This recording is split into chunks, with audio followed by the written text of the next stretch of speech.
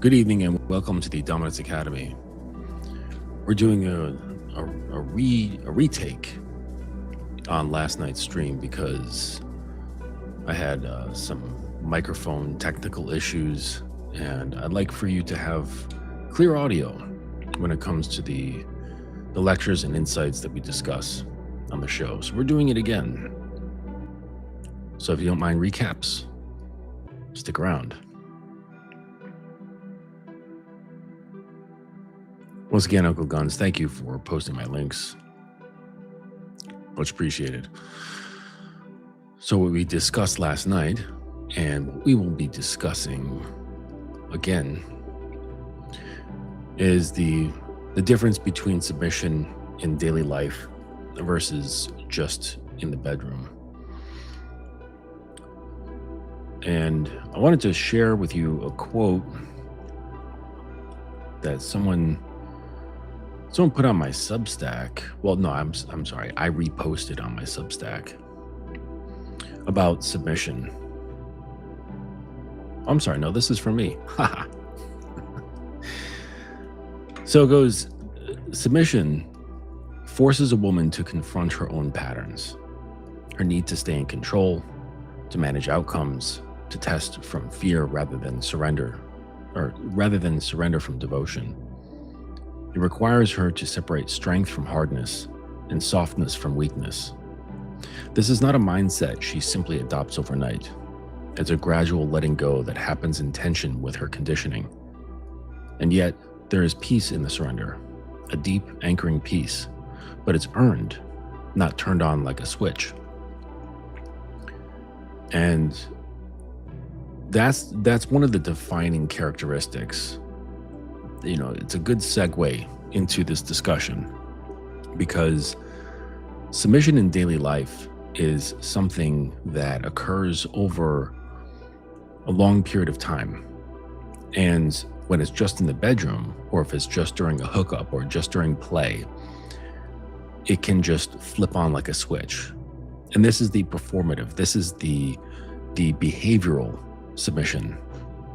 And this is, again, not to be confused with the lived submission. So we're going to be unpacking that. And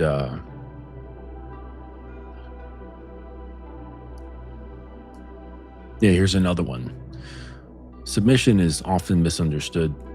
In popular culture, it's reduced to a performance, kneeling, obeying, dressing a certain way, or following commands. From the outside, it can seem like a passive state, like something easy, even lazy. But for those who know submission from the inside, it's anything but passive. It's a psychological crucible. And this is because both sides of the slash test you. They test who you are. They test your mettle, right? Not METAL, but METTLE, your mettle. And that's because power dynamics, the nature of them, they intensify connections, and they force you to present yourself more honestly. And so if you've got inner demons, if you've got jealousy, pride, fear, a need for control, if you have anxiety, anything really, it forces those things to come up. It pushes them up to the surface. And it's if you don't have the psychological wherewithal to deal with seeing yourself, then you're not going to do very well in a sustained dynamic. You're going to be just fine for the occasional play partner. But the sustained daily living, that's when they will see you and you will see them. And sometimes it's not pretty. And so they heighten emotional and psychological states, and they create a sense of closeness that can feel immediate and significant. And in that intensity, it becomes easier to prioritize the continuity of the dynamic over the clarity of your own experience. So what happens is sometimes that intensity can make the person focus on the dynamic itself rather than paying attention to who's doing it. And there's this desire to make it work, to wanting it to work, and you want it to deepen. You want to stay inside the connection that's been created. And it's a double-edged sword because it makes you want to deepen and continue on whatever you're creating. And it also kind of pulls your attention away from yourself. So it's this strange mindful action that you have to perform to not not lose yourself in what's happening.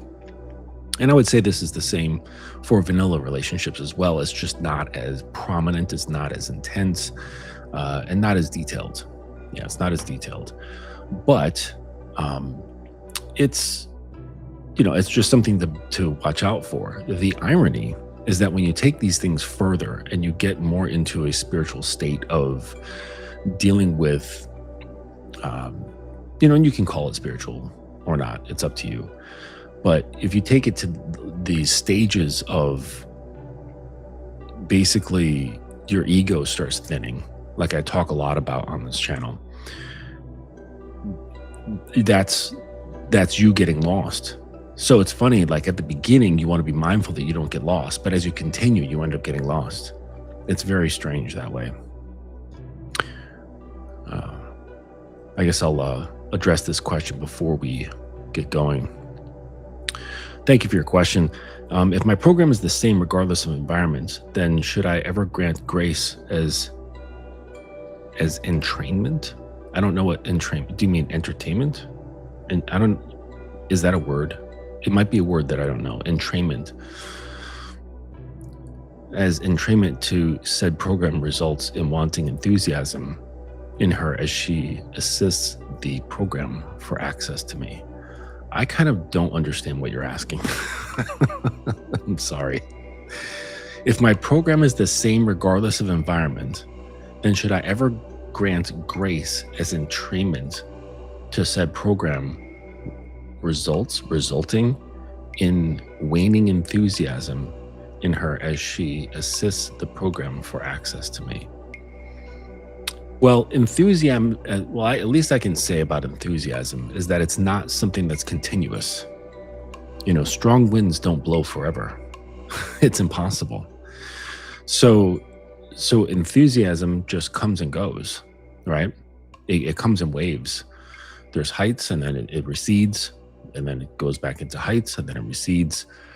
We cannot operate in high levels of enthusiasm forever, okay? But if it goes away completely, well, then, that's something to be discussed, right? So, but to really get into this, there's a lot of details, like how long it's been going on for, how well you know each other, how detailed the program is. There's a lot to it. There really is. So I apologize that I cannot really offer that much insight, but thank you. So let's take a look. Submission in daily life versus just in the bedroom. So there is a version of submission that lives on between the hours of, say, 9 p.m. and midnight or 1 a.m. And it gets dressed up, sometimes literally in costumes or, schoolgirl outfits or latex. And it performs beautifully for a couple of hours, and then it quietly clocks out. And I want to start by saying that there's nothing wrong with that exactly. Plenty of couples do good, honest work within that container and then call it a night. But I want to talk today about the difference between submission as an event and submission as a way of moving through the world, as a way of life.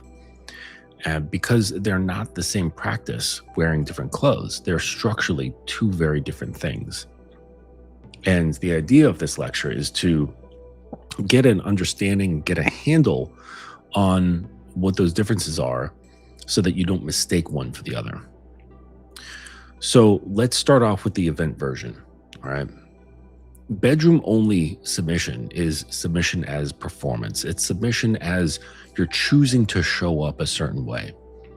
It's cordoned off, it's scheduled, it can be theatrical, which is not an insult to what it is. Theater is a real art form. There's a beginning, there's a middle, and there's an end. The collar goes on, the collar comes off. And for a lot of people, this is genuinely enough. It scratches the itch. It satisfies the fantasy. And outside of that window, life proceeds exactly as it would in any other relationship. So, some negotiations over who does the dishes, same flats, or apartment, unmarked tone in the group chat about weekend plans, some equal footing logistics of two adults splitting their life 50-50, okay? And there's plenty of couples who do this, where they have just a regular vanilla relationship, and then a couple times a week, or once a week, or many times a week, when the bedroom door closes, it transforms into this other thing, where they get to express themselves as these other characters, these other archetypes, and it becomes somewhat of a little bit of a fun vacation from the rest of their lives. It's a means of letting off steam. And maybe some of these people keep it as just that. And then sometimes these people wish they could take it further. They wish they could bring it outside the bedroom, but maybe they feel they can't. Maybe just the logistics of life prevent that from happening. Maybe the woman, like, let's say she would love to be submissive in the rest of her home, the rest of her life with her husband, but perhaps she has too many responsibilities. Maybe she's the more responsible person in the relationship. She's on the schedule, she's on the bills, maybe she's the breadwinner. Who knows? Maybe she has a very type A personality, and in her heart, she would love to be able to let go of control, but it's just too much. It's too much of a jump to do that in the rest of her life. Maybe she has trust issues and she feels she needs to control all of these other things, and in order to feel safe.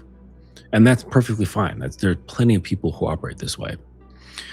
But so just because there is a certain setup doesn't necessarily mean that's where they want to stop.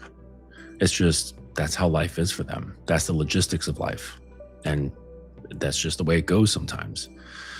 So here's a thing worth noting, though, and it's not as a judgment or anything like that, but just as an observation. When submission only exists in that one room, it never has to hold much weight.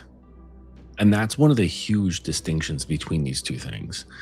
It's never really tested against the boring stuff of life. It's never tested during a heavy day of traffic, against a bad day of work, against the 15th time this month one of you forgot to take out the trash,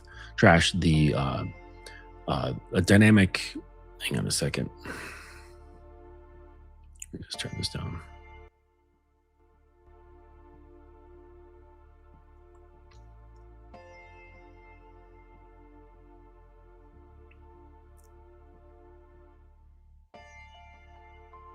Okay, so a dynamic that only shows up for the highlight reels doesn't actually know if it's real. And some people are fine with that. They don't want to bother questioning, like, oh, is this real submission? Like, it looks like it feels like it, it's fun, and therefore we're just going to say that it is. Okay, but the reality is that it's a costume, and costumes are only ever tested under stage lights on the stage. Okay, and like that's okay, all right.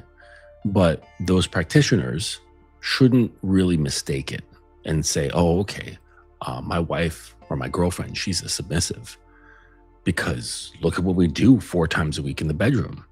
No, right? Because it's not defined by those things.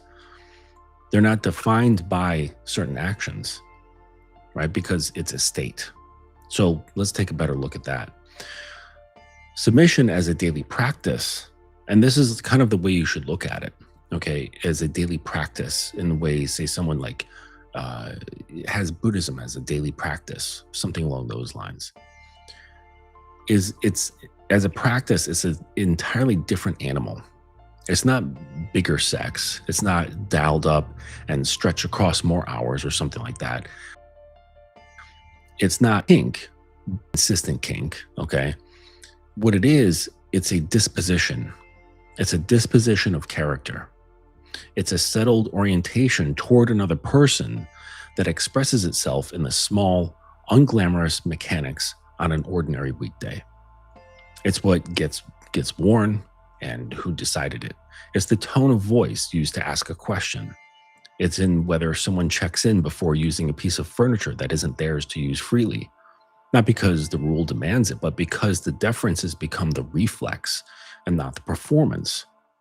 So, like I mentioned, like last night, some of these things in dynamics can get very granular, where the submissive is not allowed to use the furniture unless she asks. She can't get up on the couch and sit next to her dominant. She kneels on the floor next to his feet. She can't enter the bed at bedtime until she has permission. Sometimes she cannot go to the bathroom to relieve herself until she has permission. There's many things, and can get very, very specific. And then other times it can be very generalized. But the unifying thread is that there is this deference, and the deference is that the underlying current, and then how it shows up is determined based on whatever dynamic has been formed. That really is the defining feature. Okay, with the performed, like what we mentioned before, there isn't that the presence of that ongoing deference, of waiting, of yielding. And certainly this is something that can be taught, but they really have to have the basic tools or the basic ingredients in order to make it happen. I don't think that, I don't think I would be justified in saying every woman has the ability to naturally defer. I don't think so. That's like saying every man has the natural ability to lead. And that's just not the case. So this is really about understanding that the possibilities here, that there are essential ingredients. Some of those ingredients are activated just naturally, and some are a bit dormant. And this is partly why I made the other video about how to recognize certain traits within submission, or submissive traits within a woman. And so you can go check that out. It was a couple days ago. But the whole thing about it is that it's a disposition. It's a disposition of deference. And that's the most important feature, because that is really what determines how things are moving forward within the dynamic. So, in the same sense, like the reflex that I mentioned, like someone claps their hands next to your eyes and you blink, you don't really think about it. It just happens. So it's this involuntariness that comes about. And that's really where submission lies. Now, what's interesting is that if you make that eye blink, let's just say, in a girl who is not familiar with the feeling, she's not familiar with the state, but it's in her. This is something that I find really exciting, really intoxicating, because through even just small behaviors within me or within a dom, you can help them catch glimpses of this other persona inside them. That you can help them catch glimpses of this disposition of theirs that maybe they never really had any sort of stimuli to help bring out. And it's just for me, it's one of the most exciting things that you get to witness in a woman, where she kind of, it's sort of like those light bulb moments, but it's not intellectual, it's emotional. And they get to feel something different within them about how they're showing up.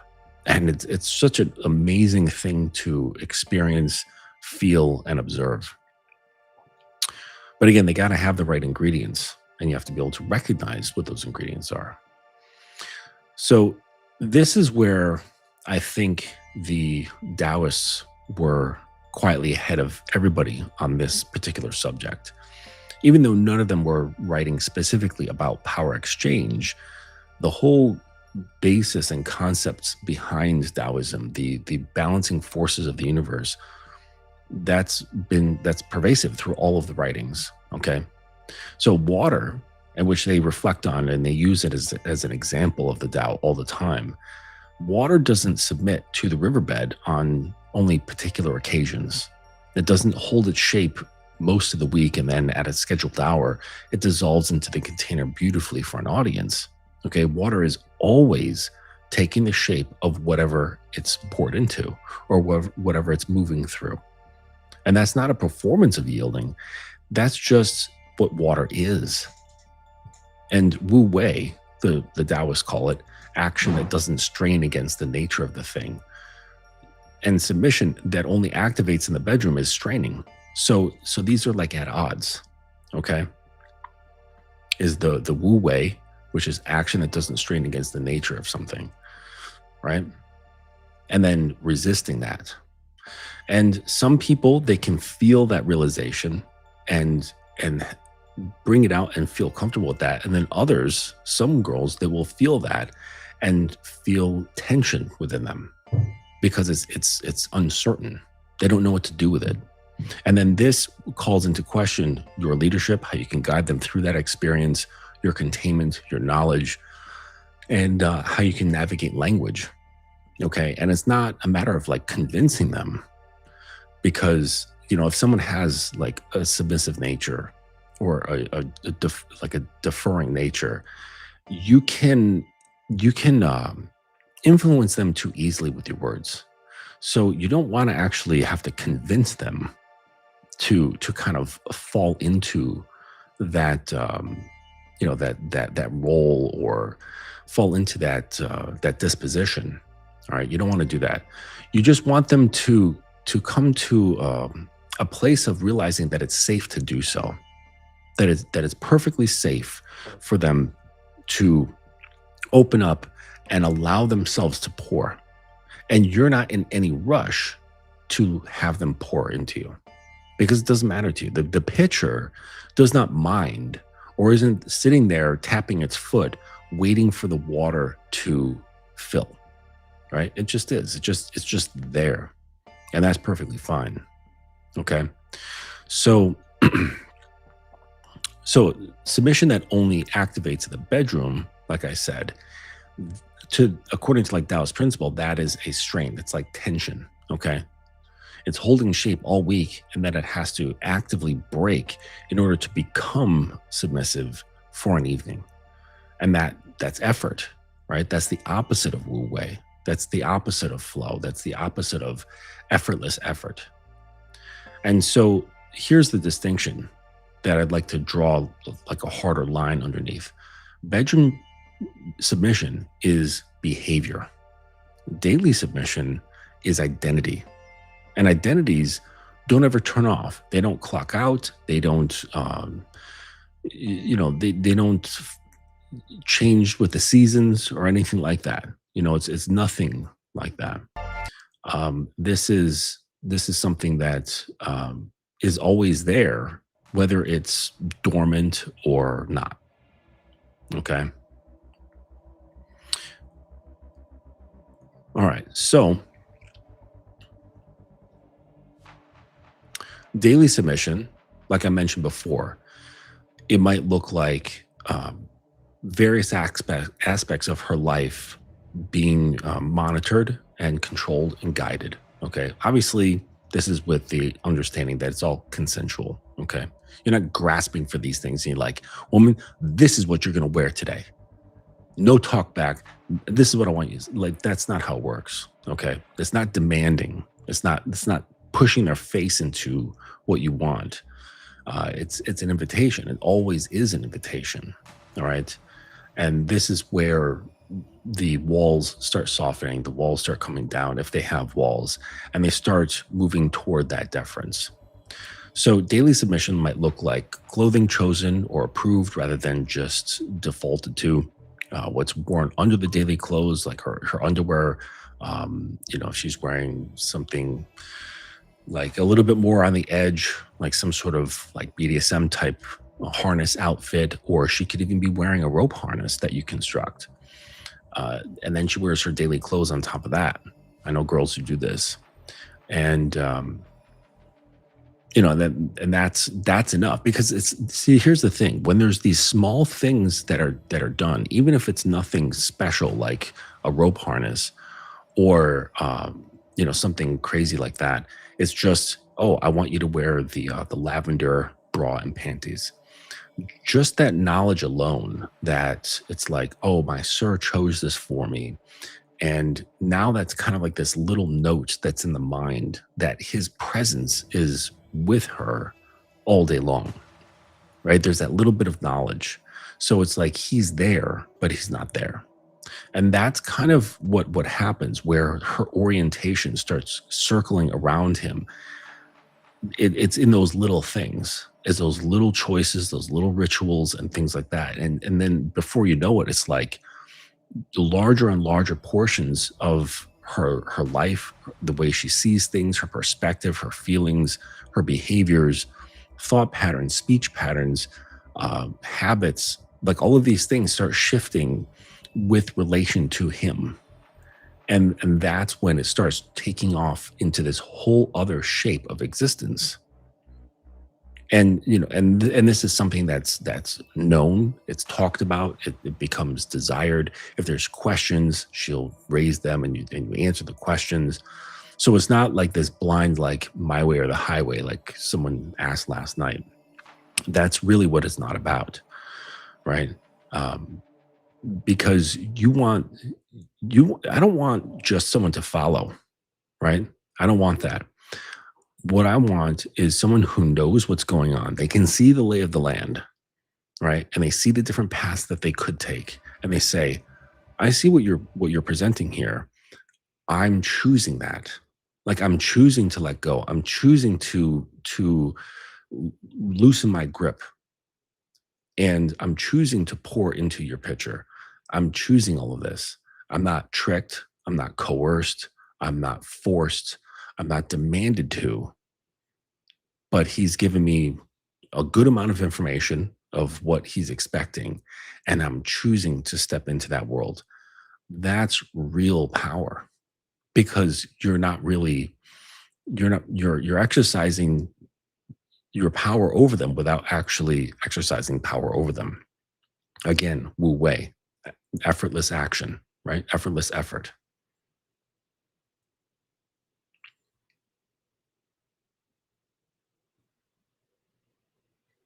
What's going on here? Right. All right. So what's this here? Ah, good to see you again, darling.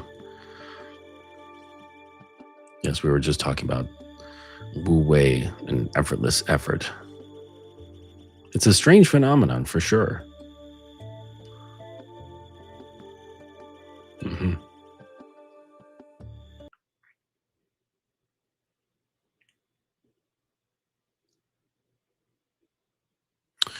All right, so let's get back in here. So like I said, daily submission could look like all these details, all of these different things that are taking place, and it might look like small permissions around comfort. Like I said, where someone sits, what objects they use, what's theirs to reach for without asking, that stay live and unspoken but understood all day long, not just during a scene.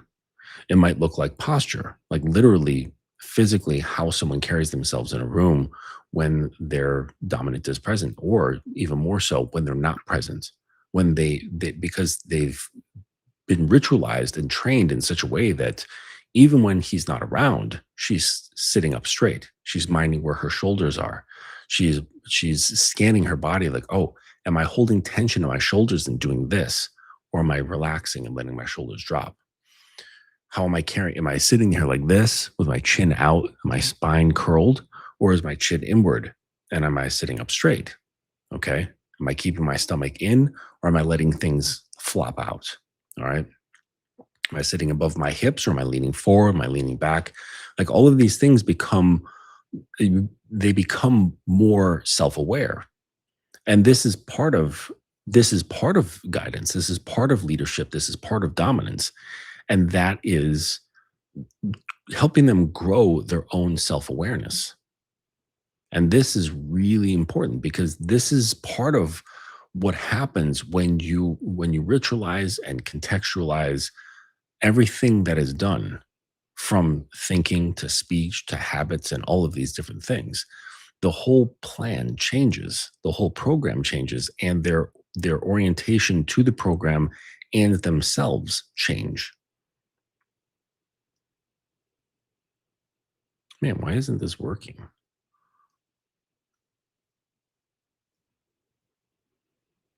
Hmm. Well, anyways. So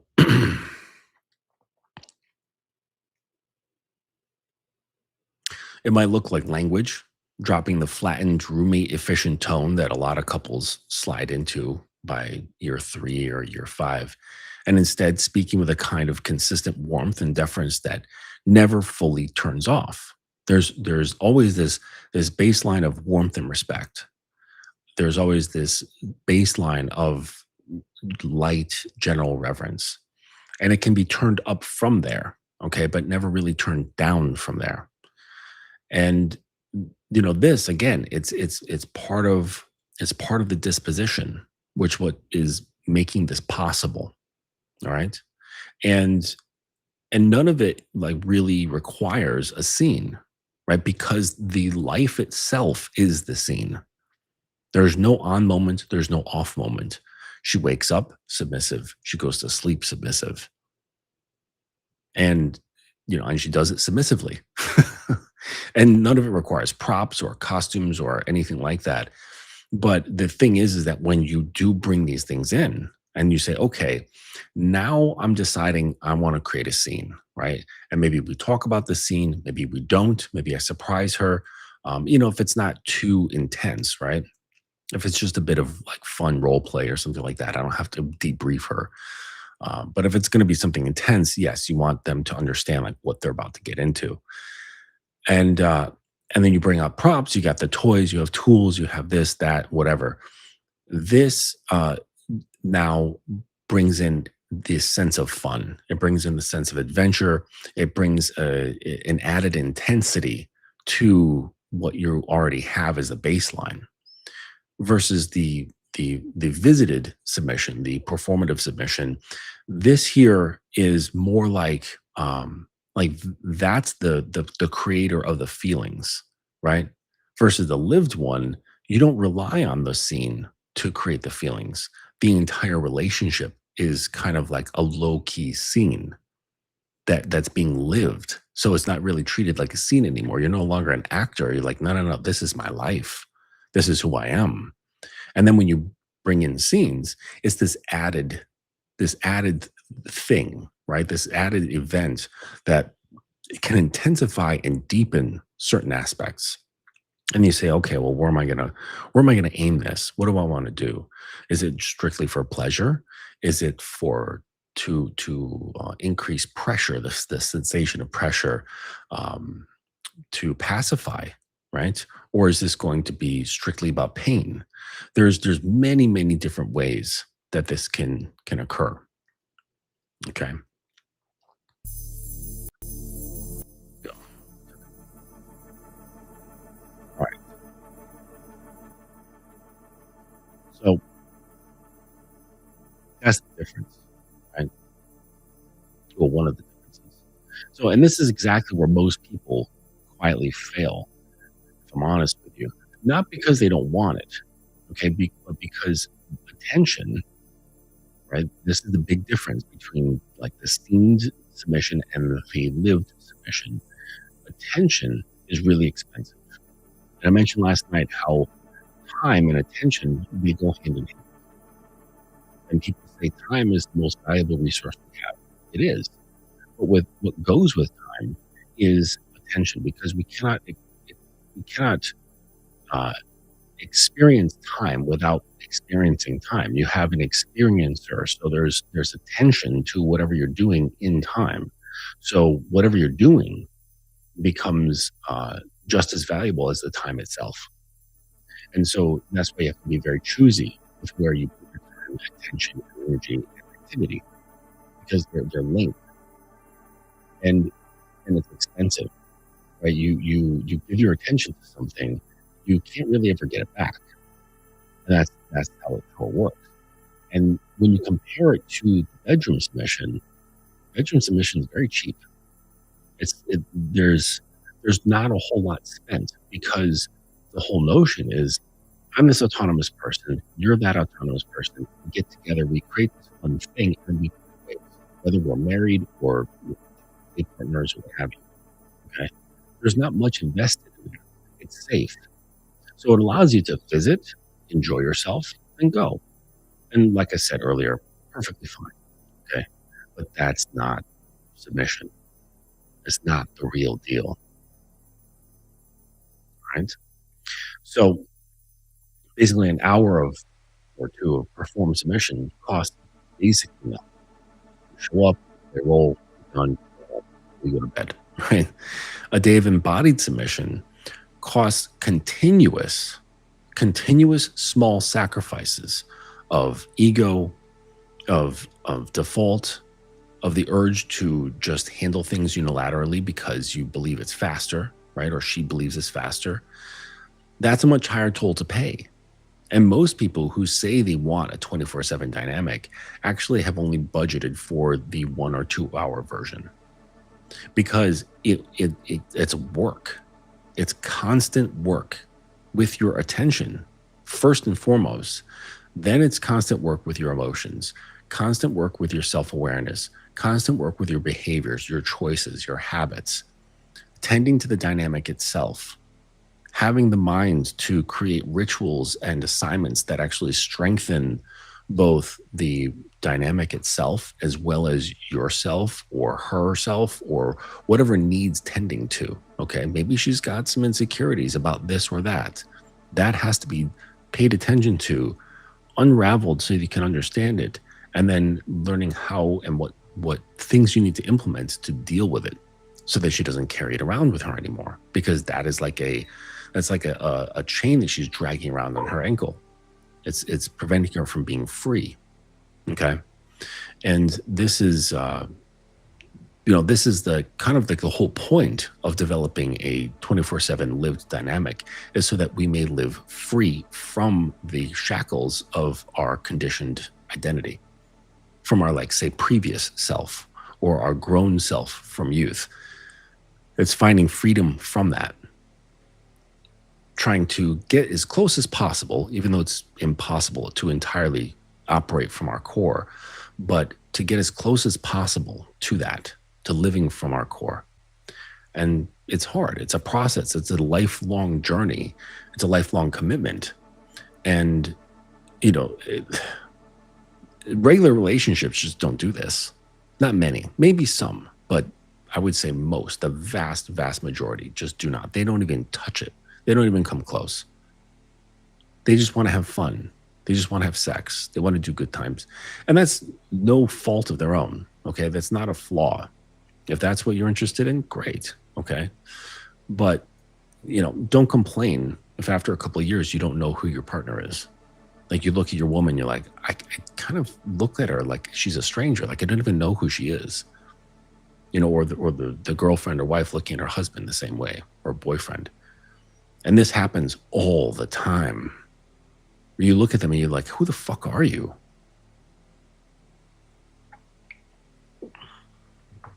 I can almost guarantee, and I say almost guarantee because nothing is 100%, but I would say as close to 100% as possible.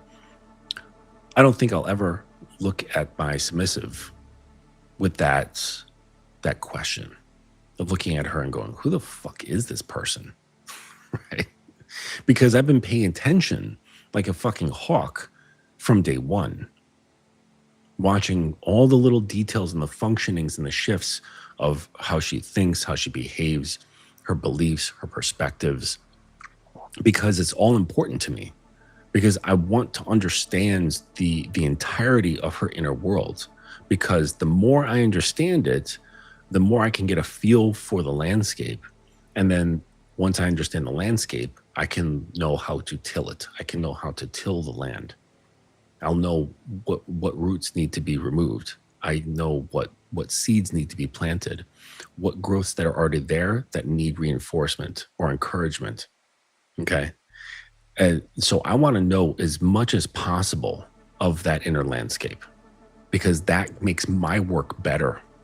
Right. This is why, like, when, say like they're doing construction and stuff like that in a neighborhood, they send out surveyors, they get the gas people here, they get the electric people here, they get, maybe architects involved, engineers involved. Like, they don't just come in with a fucking backhoe and just start ripping up the pavement. They try to get as much data from the environment as possible before they start working, because it could fuck up a lot of stuff. They start digging and boom, they hit a gas line. Holy shit, now we've got this emergency. Well, if we fucking talk to the gas company and ask for the schematics, we know exactly where all those things are, So this is why, like, I don't really rush into stuff, okay? I like to walk into stuff. And so while I'm giving them the benefit of understanding what I'm trying to create here and allowing them to sort of get a handle on what it is, especially if they're not familiar with BDSM or power dynamics just as a baseline, I want to help them understand what they're getting into and to take it slow, methodical, and make it into a choice. Like I said, I want her to choose and see, oh, okay, I can see like regular life is over there. Regular men are over there. This is something completely different that I kind of even have a category for. I'm choosing to go towards that, right? Based on all the information that he's allowing me to see and understand. And then during that time, I'm also doing the same thing, but it's from the position of letting her in onto that path and helping myself understand as much as possible by asking certain questions, by having her write. I've got like this whole questionnaire, this whole onboarding questionnaire that hits many different points so that I can get a lot of information. And we talk about childhood. We talk about how they were raised. We talk about like who was the authority figure in your family. How did you, like, when you messed up, were you ever punished? Did it go ignored, or did you receive punishment? If you did, what kind was it? How severe was it? And it's not to gain this, like a foothold and go, aha, so, she's used to being spanked, so that's what I can do. Like, it's not like that. It's more so, what was their experience of it? How did they process this? What it meant to them, right? Was there great fear? Or did they say to themselves, oh, I deserved this? And if they did say I deserved it, was it from just like a very baseline rational perspective? Or is it from like that self-hate sort of perspective of I deserve this, right? So that phrase, I deserved it, can take on a couple of different forms, and it changes the tone, yeah? So you wonder, like, well, how do you deal with that? Right? You've got this girl, she's enthusiastic, she's curious, she's open-minded, there's sexual attraction, she takes direction well. And through your talking, you find out that there was some abuse by her parents or by a parent. And on top of that, she feels that she deserved it. She deserved to be treated the way that she was. And you can sense this, like a bit of sadness, not pride or anything like that. Like, yeah, I fucked up. I was terrible. And, I deserve what my parents did. It was very rational of them. Not like that, but thinking of themselves as low, that they're kind of like a piece of shit that deserved to be shat on, right? Shit on top of shit. And so do you look at that and go, ugh, I don't want to deal with that. This girl's broken, right? Or, which is fine, like, you don't have to take people on. Like, there's no rule they say, like, you have to do this, right? But maybe you do. And you look at her and say, oh, wow, all right. But now it's like, well, how do I approach this? Okay. Is she traumatized by being struck? What if you've got a very strong kink or a fetish for using paddles, canes in your hand, right? You love impact play. How do you cross that bridge? Do you just say, well, the thing that I love is something that they have trauma around or sadness around or just a weird understanding around. So I'm just going to, kick everything to the curb. Or do you try to understand it? You try to navigate it. How do you do that? How do you do that in a healthy way so that both of you kind of navigate that space in a way that allows the, what you want to come about? Like, if you're not willing to sacrifice it, like, all of these things come into play. So this is why I like to take things slow. People complain. They're like, oh man, when I was on a date, like, she was like giving me like interview questions. Like, literally, when I go out with a girl, or if I'm talking with her online or what have you, like from a dating app or whatever, I am interviewing them, because coming into my world, like, I take this as serious business. I'm not just going to fuck for the sake of it, because first of all, getting fucked is a privilege. It's not a right. You don't just get granted this because, just because, right? No, that completely changes it changes everything. So I'm not going to go about and just start throwing dick around willy-nilly, regardless of how much they desire or how willing they are. Like, cool, I can recognize the enthusiasm and the desire. Okay, fine. But that doesn't grant you the privilege, right? That's something that's like, there's much more serious things, because I don't like to waste my time. I don't like to just kind of like, someone's like, oh, here's some canvas and here's a palette with like some paints and brushes and everything you could possibly need, and then have me like just come over, like do a sketch and then walk away. Like, no, like, if somebody presents me with all of these tools, I want to sit down and sink my teeth into the creative process. I want to really get involved with what I'm doing. I'm going to fucking create a masterpiece if I'm given the opportunity to. So that's what I'm going to do. I'm not going to just kind of go, just do some bullshit and then walk away. That's a waste of my time. It's a waste of materials. It's a waste of energy. It's a waste of my attention, which costs. I can never get that attention back. So if I'm paying attention to this girl, it's for a damn good reason. I'm going to make sure that where I spend, it's for a good reason. It's to move things forward and be progressive about it. Too many guys just throw their attention around, their sexual attention, most specifically, like they have like just buckets and buckets of it. But the thing is that when you do that, any commodity, any sort of energy that's just put out easily and frequently reduces the value of that thing. This is how products become cheap. Like, IKEA furniture is super cheap. I mean, comparatively to like handmade furniture, because they pump it out like crazy, which allows them to reduce production costs and reduce the cost of selling them. So their model is, let's make a lot of cheap things, sell a ton of them, and make more money, versus like the handcrafted version, which says, we're going to make 5 tables a year and sell them for $10 million each.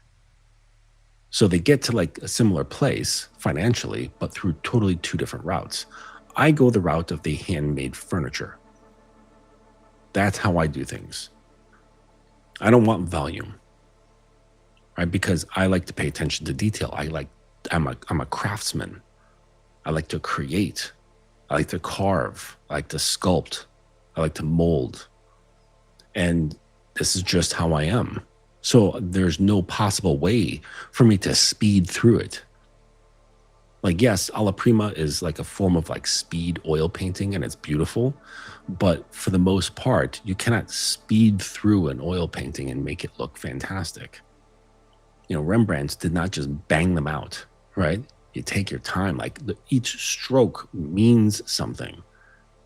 They put like a little dollop of white, and it's like that's the perfect amount on that eye to make it really come to life, right?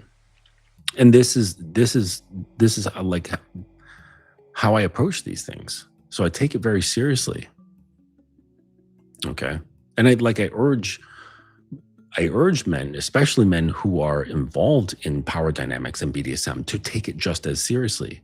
Unless you want to go the way of like performance and having fun, just play and blah, blah, blah, blah. But again, don't mistake that for dominance, for being dominant.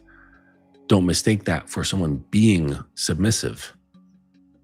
You are doing dominance. You are doing submission. And have fun, enjoy yourself, but don't confuse it. So the 24/7 dynamic, there's just a high toll. But man, the rewards are amazing. Absolutely amazing. So a dominant, and this is just one way of looking at it, but a dominant who only wants submission in the bedroom is, in a sense, asking for the reward without underwriting the cost of the relationship that makes the reward mean anything. And so this has to do with earning, right? So when you work towards something and you earn the thing versus it just being gifted to you, that thing that you worked for, it creates even greater value around the thing that you want. It changes the relationship to it. Okay. And so it's like the dominant who gets submission, but just in the bedroom, right? He's getting this reward, but he's not underwriting the costs that go into that for manifesting it. The costs aren't as great. Sure, he has like some costs, but it's not the same amount. The value of those costs are vastly different. And so by getting that reward, so like quickly, easily, frequently, it sort of reduces the value. And this is not what I want. And this is kind of like what's embedded in a lot of 24/7 dynamics is the idea of delayed gratification. Sometimes the entire relationship itself can be a form of edge control. Right? I don't mean edging. Well, yeah, it could be edging in the sense of like real edging, like pushing edges, pushing limits, but in the sense of like sexual edging. Sometimes and being patient and waiting through it and testing your endurance, testing your patience, testing your will. It's testing your determination, your ability to stay still when you want to freak the fuck out and just get it going already, or get to the next thing, or complete whatever it is that you have forming. It tests your ability to withstand time, and that can be the entire relationship itself. Is just one big edge session. But these you younger generations with your attention deficit problems, these days fucking TikTok videos are too long for you. It's no wonder that delayed gratification just falls on deaf ears for you guys who are like in their 20s, maybe early 30s, right? They want it now. I don't want to spend years working on that body. I want that body now. So I'm going to take Ozempic. I'm going to take steroids, which, by the way, does not vastly increase the speed of a muscular body. It doesn't. You still got to eat like crazy, rest like crazy, train like crazy, and it still takes many months. It still can take many years. It's just like instead of 10, it might take 7 or it might take 6. But it's like, so it's not like vastly, it's not going to turn it into like a 2-year transformation, right? Just know that.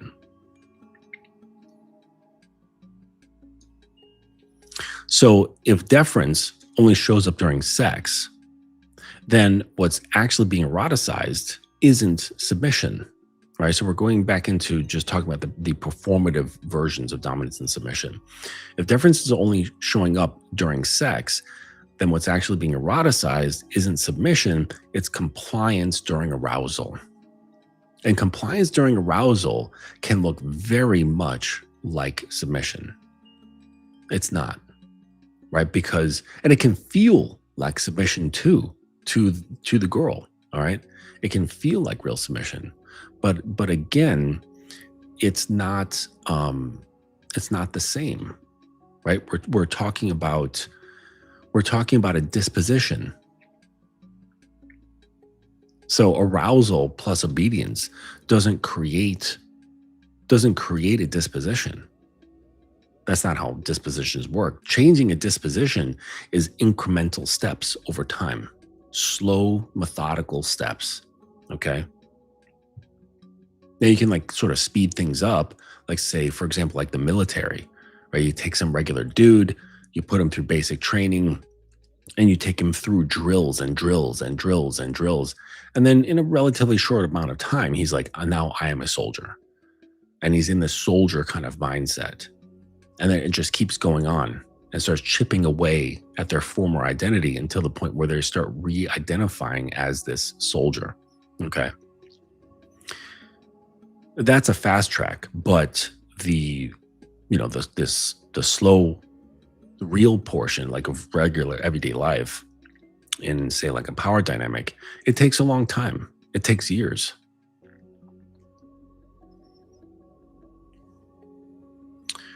Yep, it takes absolute years. Let me change this. What do we have here? Oh, some of these are too sexual. I can't put them on. Maybe we'll have this one of the girl eating out of a dish. Yeah, I like this one. There we go. Oh, we can remove that. Okay. So that's nice, right?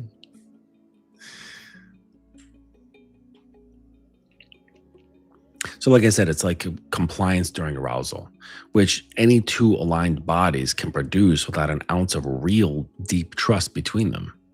You can have obedience and arousal. Like obedience is just doing what you're told, and then arousal is just being turned on. You combine those, like basically anybody can do that.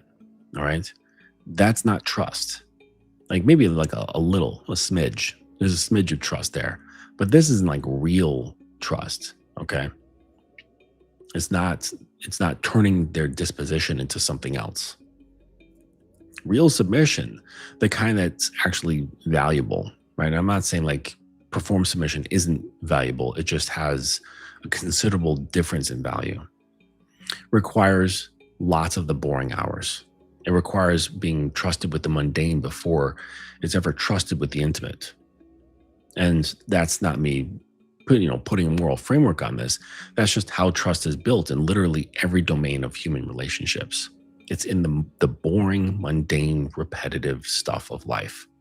Nobody hands over the keys to something meaningful to someone they've never seen handle something very small.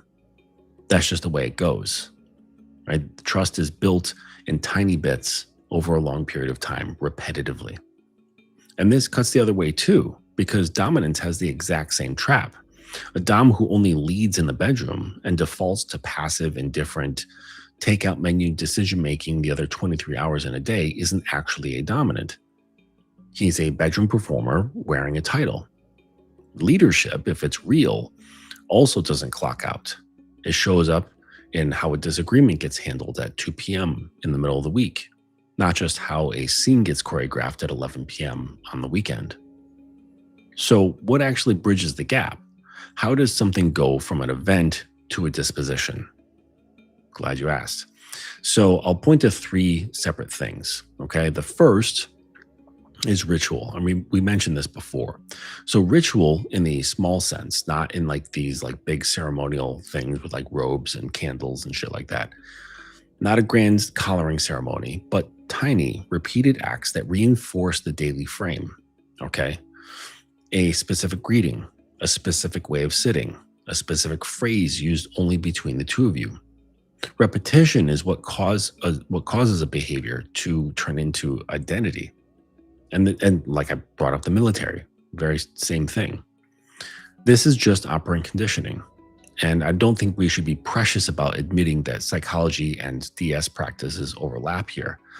The nervous system doesn't distinguish between meaningful ritual and conditioned response. It just responds to what's repeated.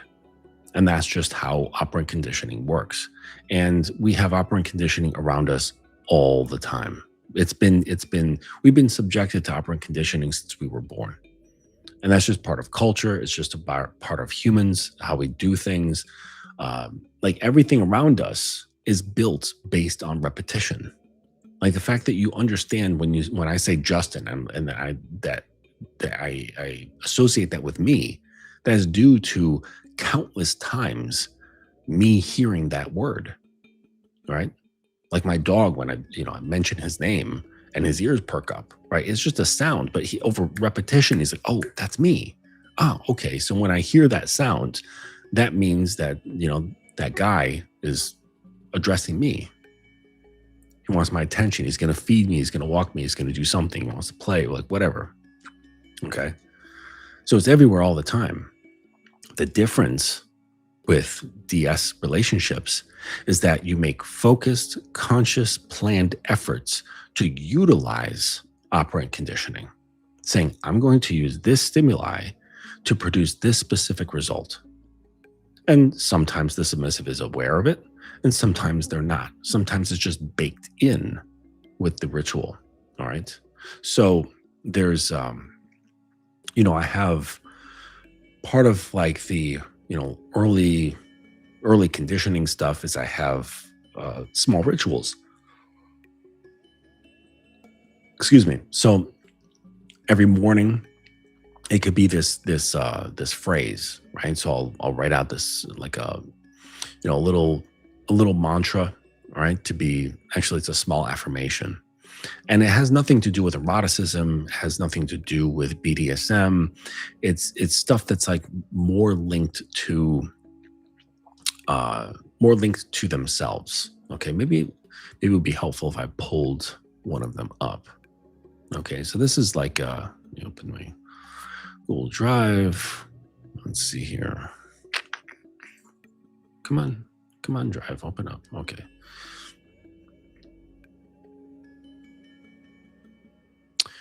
Oh, that's the damn warning script. It's already audio.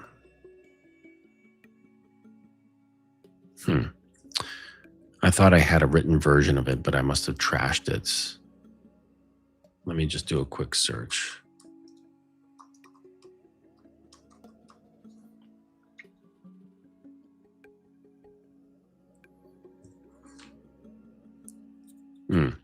Right. So yeah, here it is. So this was like, this gets recorded, and then the submissive can listen to this every morning, say like from the moment they wake up. Okay. And it's my voice, and not some like AI voice or something like that. So it sounds like take a breath slowly. There's nothing to rush toward right now. There's nothing to escape. You're safe. You're guided. You're not alone in your thoughts anymore. There's structure now. And within that structure, there's peace. You do not need to carry everything by yourself. You're allowed to soften. You're allowed to be led. You're allowed to rest inside direction. Feel what happens in your body when you let go, even slightly. That quiet, that settling, that's where your submission begins.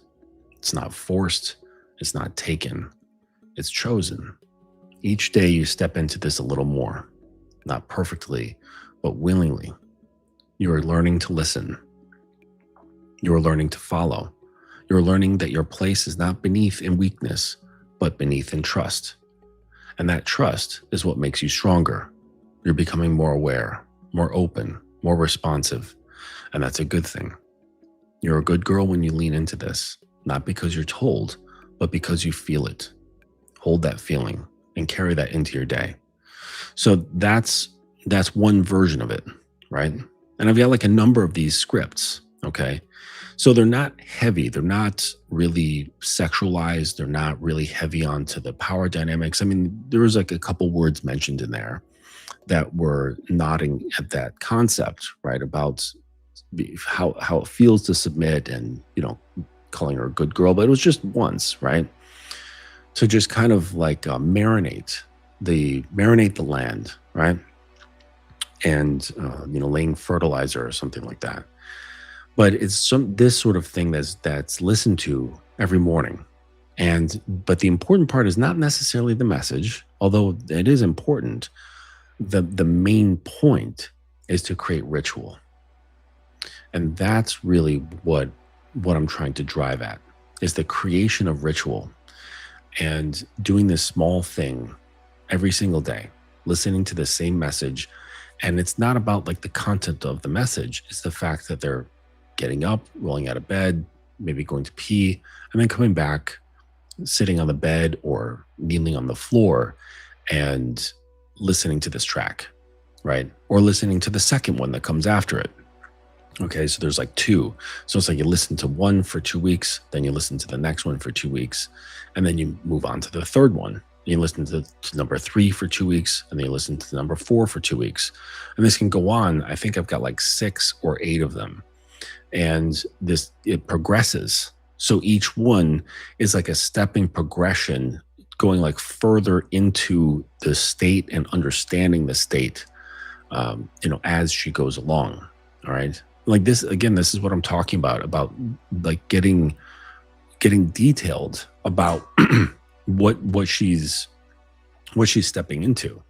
And this could be joined with an explanation and saying, hey, listen, I've made these things. I've got these tracks here. I've got a reason behind that. If you want to know the reason why I'm having you listen, you can ask. I'll provide you with a brief explanation. And, both like short-term explanation and the reason for it long-term, why it matters. Okay. And then this can give them confidence and understanding that you're not like just trying to brainwash them, or they're not just going through the motions because you told them to, but more so now they understand why they're doing it. It's not just like a blind, yes, sir, I do what I'm told, sir. Like, I actually want them to understand why they're doing what they're doing, because what that does is it helps them understand that they are part of this whole creative process. They're not just this idle blank canvas. Okay, they're this interactive portion of the dynamic that includes their will, that includes their choice, making active choice and understanding what their choices mean, right?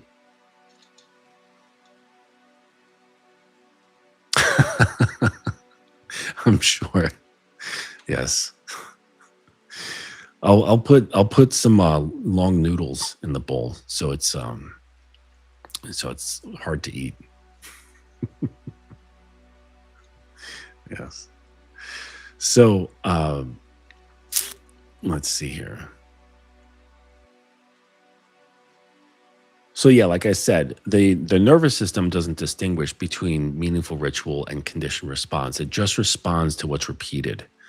And so it's like, this is about putting focused attention on what is inside those rituals. Okay. The military does this very, very well. They've got their own language. Everything has acronyms. They've got it down like to a really sharp science, actually, which is why they can compress the conditioning into such a short amount of time. So number two, right? So the first one here, I was mentioning like three aspects, right? Bridging the gap between performance and disposition. So the first one is ritual, right? The second one is language, okay? Language that doesn't reset. So if the vocabulary of the dynamic, sir, ma'am, whatever specific language a couple has built, only comes out during a sex or during a scene, then the brain files it under that category of sex. So it's like, I'm only going to be talking to him in this way, in this particular context. And that's not what I want. I want this to spread outside, and it's in the walls, it's in the floor, it's in the air. Okay. Kind of reminds me of like Dune, where they were talking about the spice melange. And, Paul I'm talking about like the books and like the original Dune movie from like the early 80s. And he's describing it. He's like, the spice is everywhere. It's in the air, it's in the water, it's in the food, it's in the culture, it's in the music. It's just everywhere. Spice is everything. It's life, but it's also this separate thing called spice. And, it kind of threw him back, where this really potent magical substance was part of everyday life. There was no separation, right? And that's kind of like where language is really important. Okay. And so I don't want it to be filed just under the bedroom. Okay. And those that do it, that's fine. Right. But that's not what I want. That's not what I promote. Right. I don't promote just just bedroom BDSM scenes. Like, I want people to learn how to live this way. All right. For those that are inclined, of course, I'm not going to, stand here on a pulpit and tell people this way is the best way or the only way. So, but if that language persists into ordinary conversation, right? Like, I'm not in a scene right now. Okay. And, she says, she just addresses sir. Like, that's not, it's not like a big deal. It's just part of like the natural flow of speaking, right?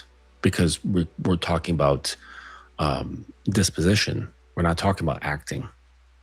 And so if that language persists into ordinary conversation, even briefly, even just once or twice during the day, say like during a grocery run, the brain starts filing the entire relationship under that frame instead. The dynamic stops being a room in the house and starts being the house itself. And so language is the primary driver, okay? Because language is one of these tools that really allows us to relate and understands the world and our position within it. Language is a really interesting tool, because just with some words, we can completely shift our perspective on things. And so knowing how powerful language is, that's what I focus on. When I'm first talking with a girl who says like a potential submissive, and I can tell she's interested, she has curiosity, she's got some enthusiasm, she's open-minded, and so on. Language is the first thing that I address. And there's a certain level of understanding that I bring to her, and she has probably a basic understanding of like what and who I am. And it's probably mixed with fantasy and not really grounded in any sort of real understanding of power dynamics or dominance. But, I let them have that. Like, I'm not going to, like, it's irrelevant to try to tear that down right away. And over time, it'll just dissolve on its own. These fantasies and this, maladaptive understanding of what DS relationships are. So I focus on the language and start making very brief corrections and letting her understand what I accept and what I don't. So I don't accept I call them like teenager words, like like affirming something. I like yes or no. Okay, like yes, sir, yes, my lord, yes, master, whatever. Okay, or no, not uh-huh. I can't stand uh-huh. I can't stand uh-uh. Right? Like these are words that I used when I was like 14. Okay. I'm not using them as an adult, and I don't expect my submissive to be using them. So before they even become my submissive, I want her to start feeling that out. Okay. Then the other basic rule is that my name is now off limits, and my name is my title. And anytime that she asks a question or makes a statement, either at the beginning or the end of that question or statement is my title. So it would be like, sir, may I ask you a question? Or may I ask you a question, sir? Or I'm feeling really great today, sir. Or sir, I'm feeling really great today. So that's how it should be modeled. And I put that out there and said, listen, like, are you willing to do this? Like before we even get started, because if they have a resistance to that, just that very simple piece of structuring, that lets me know that like I don't need to go any further, right? And that's perfectly fine. They don't have to take me up on what my preferences and my rules are, not at all. I'm not holding a gun to their head. But if they do want to continue, this is what the expectation is. And of course, at first, especially if there's enthusiasm, there's attraction and things like that, they're going to want to play along. And I can't run away with the idea that like, oh my gosh, this girl submitted so quickly. They haven't. They're just being bombarded by excitement and arousal and limerence and things like that. They're like, oh my gosh, like this guy, and like they have their own perspectives and judgments and labeling things and feeling certain things, and it's not real. So the deference that they're doing is really just a performance. It's a performance that's backloaded by emotions and arousal and certain perspectives. It's not real. Okay, it becomes real submission when all of that flooding starts actually washing away. Okay, when the limerence starts washing away, when that initial horniness starts washing away, when the mundane things of everyday life start coming through, and you're no longer, or she's no longer high on her dreams and fantasies and arousal. That's when the real submission starts coming through, if it's there. Because now it's no longer pushed by fantasy. It's no longer being pushed by emotions or pushed by whatever state her nervous system is in. Now it's calling upon, what's her character? Like, is her disposition in alignment with what's being presented? And if it is, then it just seamlessly locks in. It's like two Legos clicking into place. It's effortless. And when there's resistance, that's when you can either dismiss, or it's a call for investigation. And you can say, hey, listen, I can see that you were, or you still are, enthusiastic about learning, but I can see there's resistance around this and this. I'd like to talk to you about it. Are you open to having a discussion about this? And if they're open to the discussion, great, right? Because they want to learn, they want to understand, they want to grow. Or they might say, no, like I'm not. Or they'll avoid it. They'll ghost on the topic, right? And so they might be avoidant to things that might feel like confrontation to them, okay? Which now you've got to deal with that level, that layer. So you have to deal with the layer of that they're uncomfortable with confrontation before you even get to the actual content of the discussion that you want to have. So it can be like lots of layers, okay, before you get to the core of the issue of why that certain thing made them feel uncomfortable or resistant. And you can only determine that on yourself, like whether that's important enough to you to really start sinking your teeth into. Okay. But that's up to you. You know, it's up to your patience. It's up to your the level of energy, you know, the cost of your attention. Do you want to spend your attention on that? Because you're not getting it back. Okay. And the investment, the investment return is small. It's incremental. It's small. It's just cents on the dollar. But that's how these things are built, right? It's just a penny stacked on a penny, stacked on a penny over time. But before you know it, you've got, you know, a 1,000-meter tall pillar of pennies. And that's significant.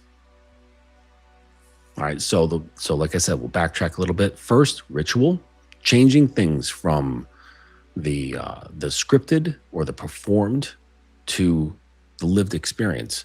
First is rituals. The second is language. And the third is decisions. Okay.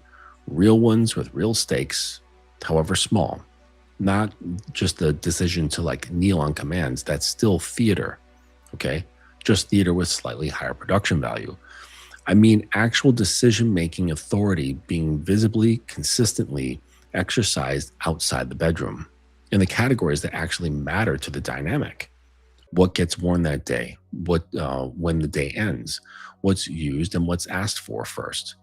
This is the actual test because performance is cheap and decision-making authority is expensive.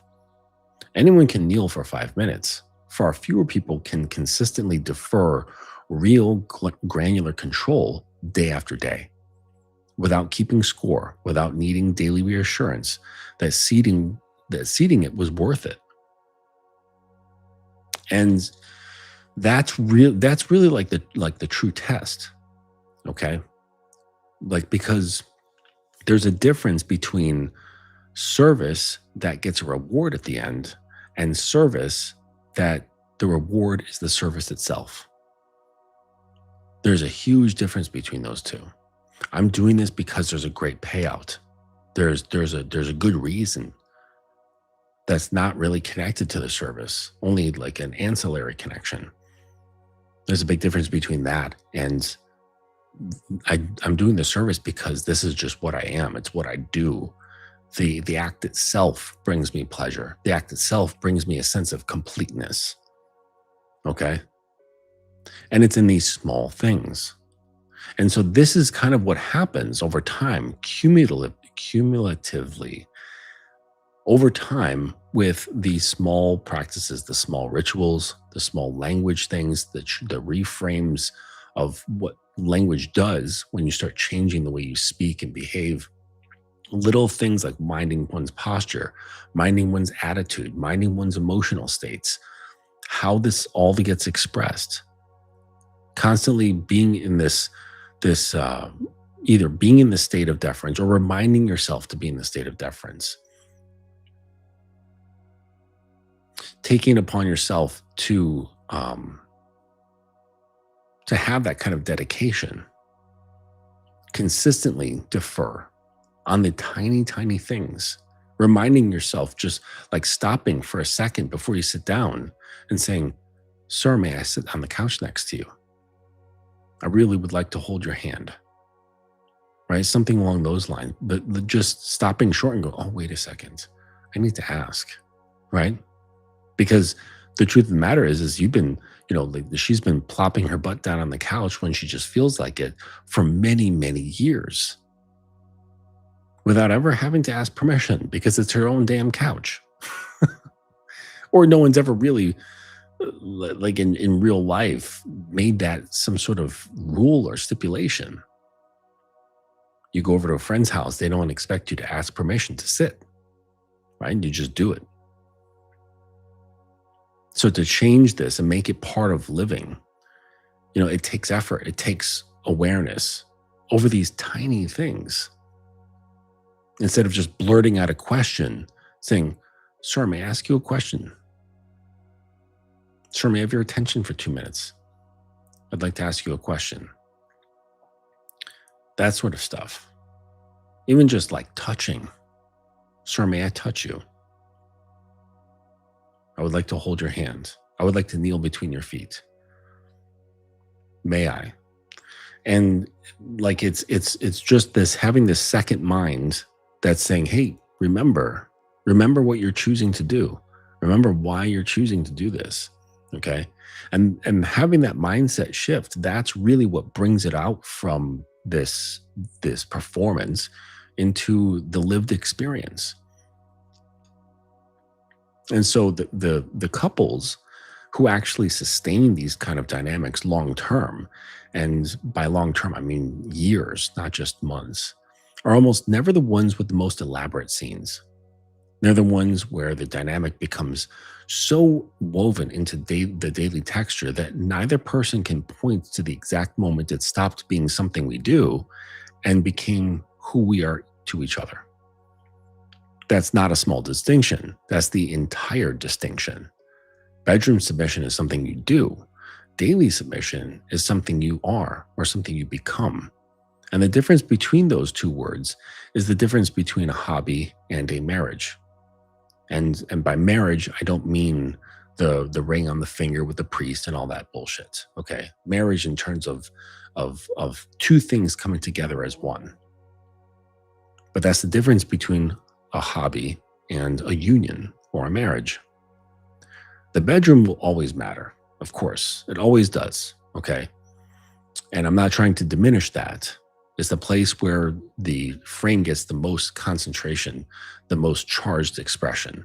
But it should be the peak of the mountain that already exists the other 23 hours a day, not the entirety of the mountain itself. Because that's what basically like many power dynamics are, where the sexual activity becomes the defining feature. And that's not it. That's not power. That's not power exchange. That isn't at all. You don't need, there's plenty of power dynamics where they don't touch each other sexually at all, because it's not about that. Power is not about sex. Actually, if you look at the acronyms BDSM, none of them have to do with sex at all. Nothing. So this is something you should really like understand. Bringing in sex just brings that added gas. It's like throwing octane booster in your gas tank.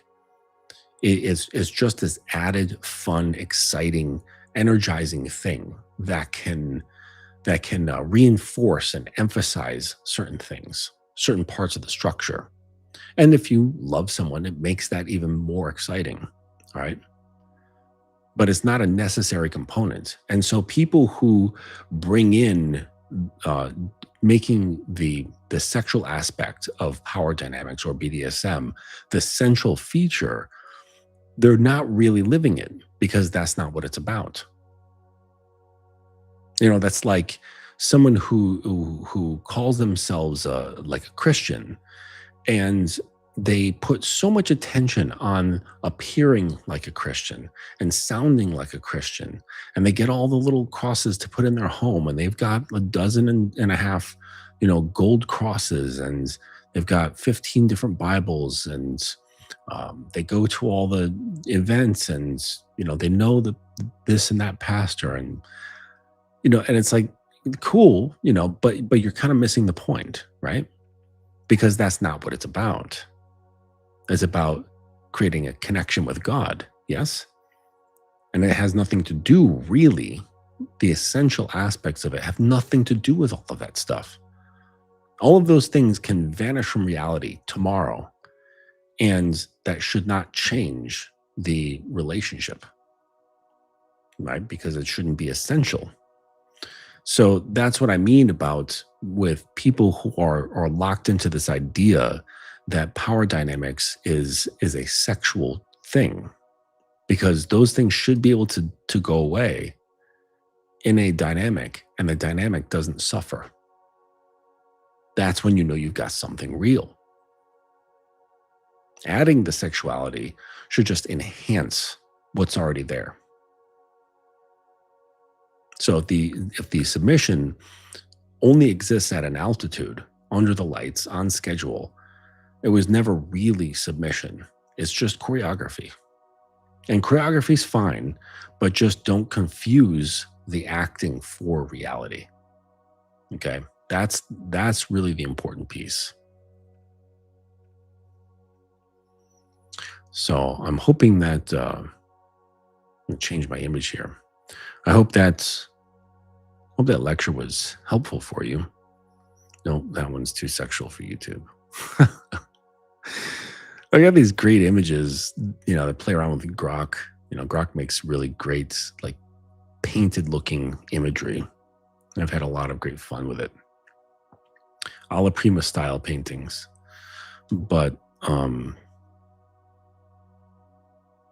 they're a little too sexual. Yeah.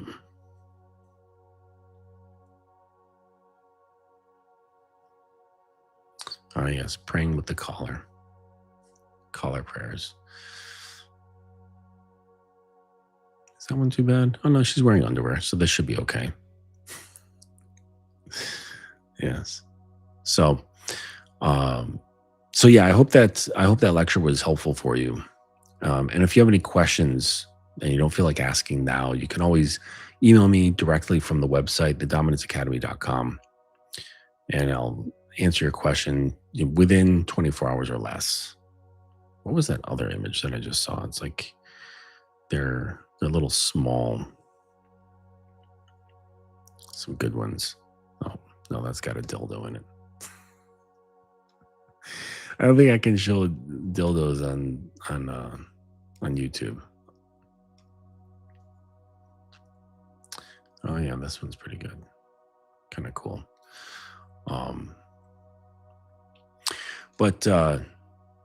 But yeah, so I hope that kind of illustrated some of the differences that you can find between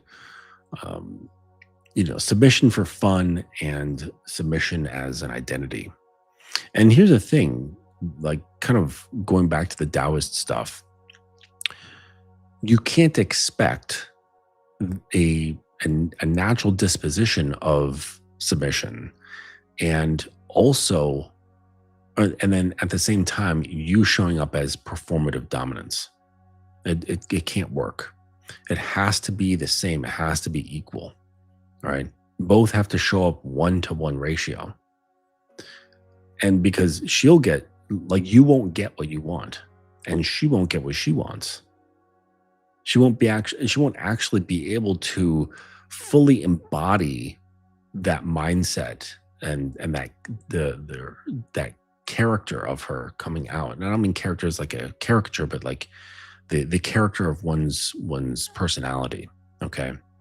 One's character. Like, that disposition won't be able to come out, not fully. She won't be able to fully embrace it and live it, because the performance dominance will give off signs. It'll give off signs and symbols that that give away that it's not a lived thing for him either. That he's just trying to do something just to get something. And that's not the way this works.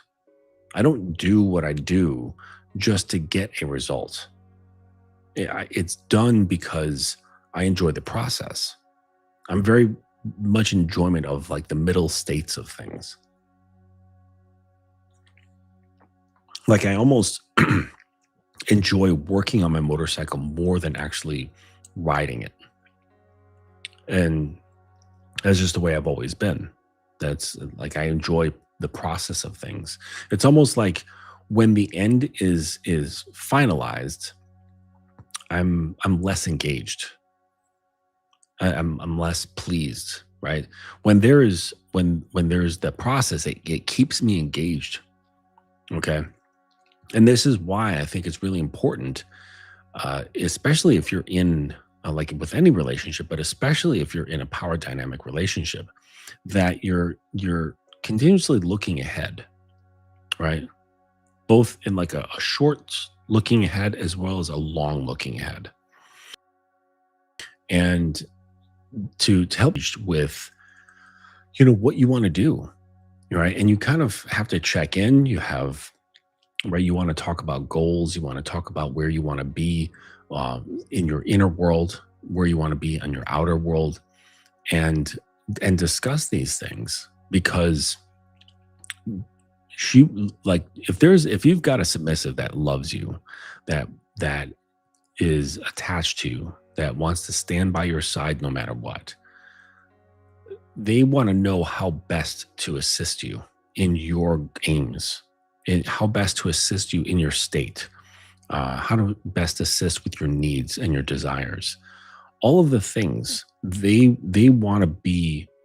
Well, one of the defining features, I think, is wanting to be useful. That's something that I noticed as a pattern. Is that when a submissive is living it, and they are in a dynamic that's where there's trust, there's love involved, there's respect involved. One of the defining features that I've noticed as a pattern is that they want to feel useful, not just as like some pretty girl to kind of be at their side or to be just obedient, but that you as the Dom feel and perceive them as a useful aspect in your life. And so, this is why it's important to be aware of goals, setting goals, building habits or changing habits, having those long-term visions, and just kind of checking in and making sure that you're on the same page, that you're still both heading in the same direction, right? Is she still following you? Or is your vision still, like is your sight clear of what you want and where you want to go? And because they want to be able to show up properly, right? Because at the root of it, right? And when I talk about this generally throughout my channel is, or at least in the past, was the responsiveness of women, right? Generally speaking, girls are responsive creatures. They react. They react to the environment. They react to the company that they're in. It's rare that they've got this like locked in belief structure. There's locked in perspectives on things. A lot of times they are affected by the temperature of and the weather of the environment and the people that they're in, or that they're around. Okay, what they're saturated with. And this is why I think that it's important to mind social media. There's a number of studies that show, like with girls, especially like young girls, we're talking like teen and preteen, that since the inception of social media, that eating disorders have increased, that suicide and suicidal thoughts have increased, the use of SSRIs have increased, um, depression has increased, like all sorts of things, like especially about one's image. Because as we know, like guys, we know girls have always been conscious of their self-image, right? What their body looks like, how they feel in their body, how they look in clothing. That's always been a thing, okay? But with social media being injected into the reality, it's become this monster. It's become so supercharged. Those very common and somewhat natural insecurities have become supercharged, and to a young mind, it's incredibly dangerous.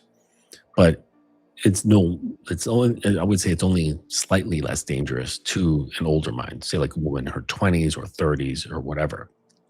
So with my submissive here, I've told her that she's no longer allowed to engage with social media.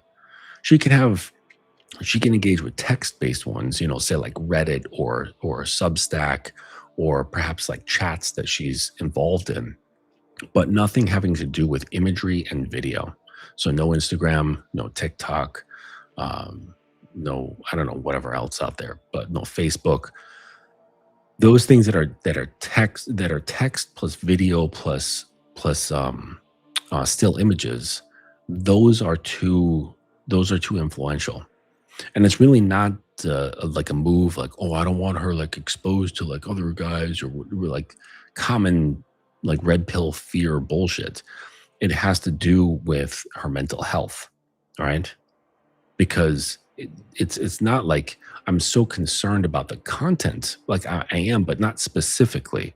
It's more so the focus is what that content does to the mind and be concerned about that.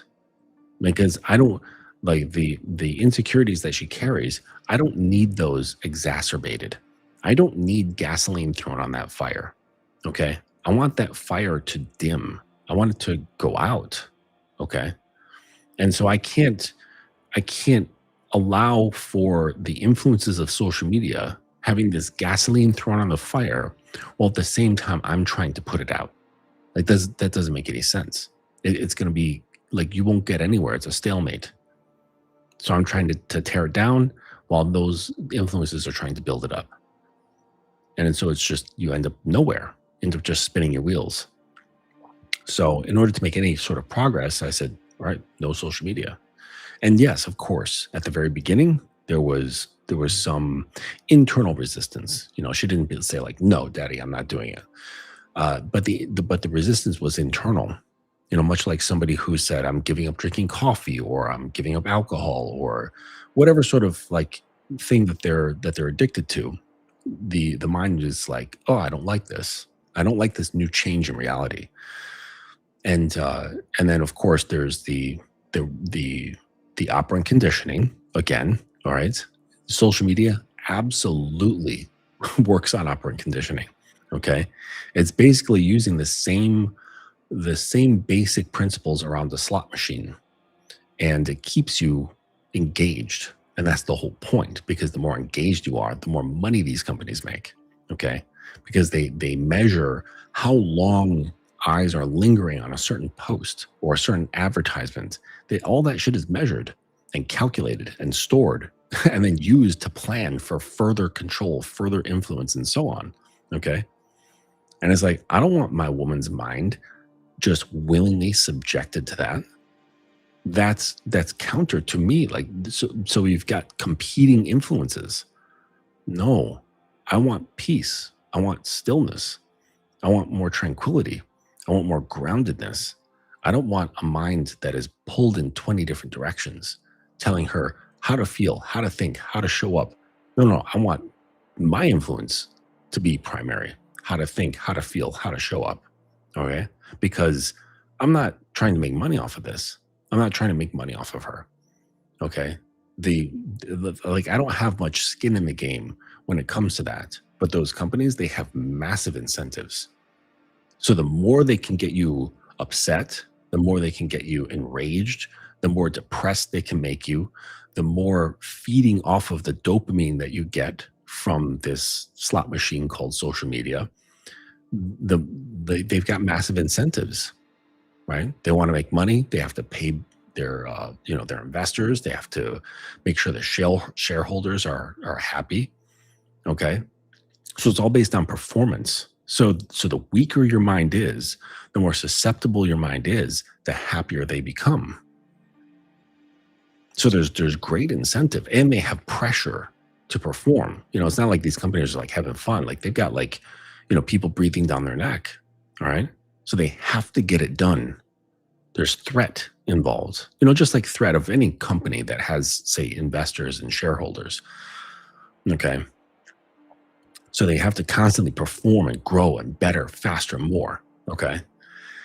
I don't have those sort of incentives. Okay. I actually want to slow things down. I want to minimize.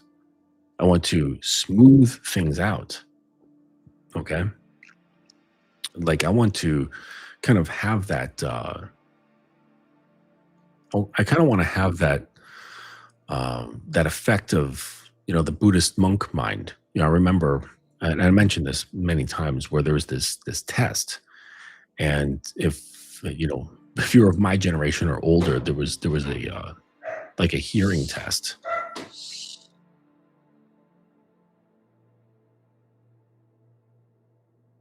There was a hearing test in school, like elementary school, and they would give you, take to the nurse's office. You put on headphones like this, but there were these even bigger headphones, and they were this like that medical teal, blue, green seafoam kind of color, and there would be like a little tone, and it would be like a boop or a beep, and it would be playing in different ears. So you'd have to tell them like which ear you hear it in, and there would be different tones, like really, really low subtones, all the way up to really high pitch tones that you could almost not hear at all.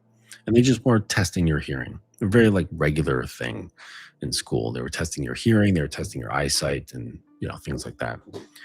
And and so they were doing a similar test with these Buddhist monks, and they had these monks lying down and listening to these bells, okay, similar like tones or whatever.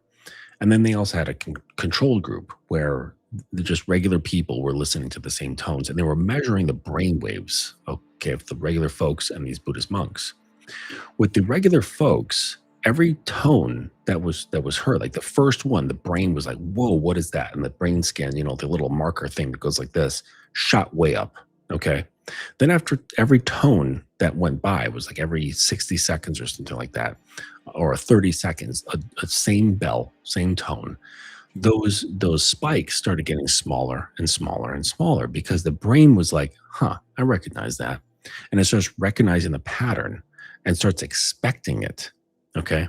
And the things that when it comes to patterns, when we start expecting them to come, our brain sort of files it off into the background a little bit. Okay. And this is how we can like do things like drive. You know what I mean? It's like when you first learn to drive, like your attention's like sharp and everywhere and you're looking at everything. Now it's like you can practically sleep and drive yourself to work, Like you're on autopilot. You're sensing things, but you're not like hyper aware, fixated, and your attention's not sharp, but you get to work just fine day after day. So it's a similar principle. Okay. But the monk, interestingly, on the other hand, every single bell that he heard, the brain perceived it as the first one. So every single time the bell went off, its brain was like, "Oh, a bell. Look at that." Then 30 seconds later, "Oh my gosh, a bell. Look at that." And so it's kind of humorous in that way. But that's presence, right? And and and it comes about like through stillness because it's like the brain that pushes things off to the background is making room for the next stimulus. Where can I put my attention now? Because that's an old hat. I hear those bells and I can just ignore those. Where can I put my brain on the fresh new thing? Okay. And that's kind of what happens, with social media. It starts conditioning the mind to operate in that sort of way. What's next? What's next? What's next? Because all these other things are just becoming like old news. And new news becomes old news very quickly. And so my intention is to actually slow these things down. I want to slow these things down because when you slow things down, it allows for presence to come about. Presence arises. And this is what allows the submission to actually deepen even more. Okay. To the point where you don't have to have some elaborate sort of thing. Okay. Like just simply entering the room, kneeling, and say like kissing the back of your hand, or joining you sitting on the couch or a chair, and she kneels there between your legs, and there's just a few minutes of like brushing her hair with your hand, and that's all that's necessary. Okay, because again, it's like the submission is baked into the entire thing. Everything is ritual. Everything are the rules. Everything is the shift in power. All right. It's like the spice. It's in the air you breathe. It's in the language you use. It's in the patterns that you think in. Okay. And this is where like I personally find the real value. Okay. Now it's like the mundane where just simple words say, you may stand. That alone, it becomes something else instead of me just Like, literally, I'm only just saying stand up, okay? But it changes. It changes to something completely different emotionally, psychologically. Then if there's, for whatever reason, maybe it's just maintenance spanking, it's fucking Tuesday evening and it's time for maintenance spanking. This is, this takes on a whole different form. This takes on a whole different meaning, right? Because we're taking just something very small that used to be seen as like just this erotic thing and whatever, and it has nothing to do with eroticism. It has nothing to do with that at all. Now, she may get wet from it. She may become aroused, or even like other emotions might come through. Maybe some frustration or pain from, say, like earlier in the week or last week is released, right? Something is shaken loose. And so now it's become something else. It's not just a spanking. And I think that's the entire point here. And maybe I'll close on this. That in a lived 24/7 dynamic, there is no just. Oh, it's just kneeling. Oh, it's just holding his hand. Oh, it's just reciting a mantra. It's just saying, yes, sir. There is no more just or only. Nothing is minimized. Everything can take on meaning if you weave it to be that way. And that's typically what happens in 24/7 dynamics. So it broadens and sharpens your awareness of basically everything you do, from the thoughts to the behaviors. And it sharpens everything in the sense that it brings your awareness to these things, and it causes questions. So you start thinking, well, what do I want to create? How do I want to show up? What's important? And these are really important things to consider. And so this is part of the reason why I think more people should learn and explore power dynamics. It takes the mundane and it makes it meaningful.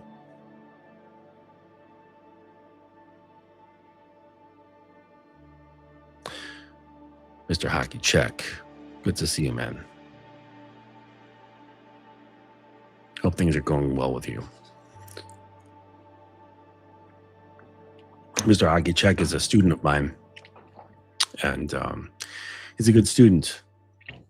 You know, he's still wrestling with himself a little bit, but you know, just like in dynamics that take time to build your awareness around just these small details, it really all starts with the self.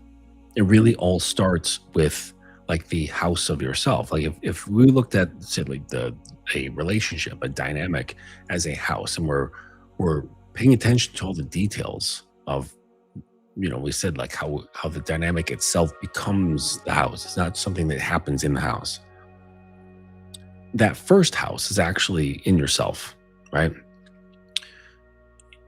You start paying attention to all these little things. You start paying attention to like the framing of your own thoughts, the perspective of your own thoughts. You start paying attention to your emotions and the words that you're choosing to use and why you're choosing to use them. And yeah, it can be clumsy a little bit, right? So, you know, Mr. Hockey Check here, he regularly loses track of his habitual words, right? He loses track of his habitual mindset. But it's not as mindless as it was before. Before, it was just complete autopilot, no self-awareness at all, right? But over time, it's like, okay, now I start seeing a pattern. Now I can start seeing myself. And, you know, there's the obvious reactions to that: feeling bad, feeling this visceral reaction of like, oh man, I don't like that. Why did I do that? That's so stupid. Or, man, I wish it wasn't the case, right? And we have to learn to get past that too, because that's just another speed bump getting in the way of progress. Right now, we're stopping to feel bad.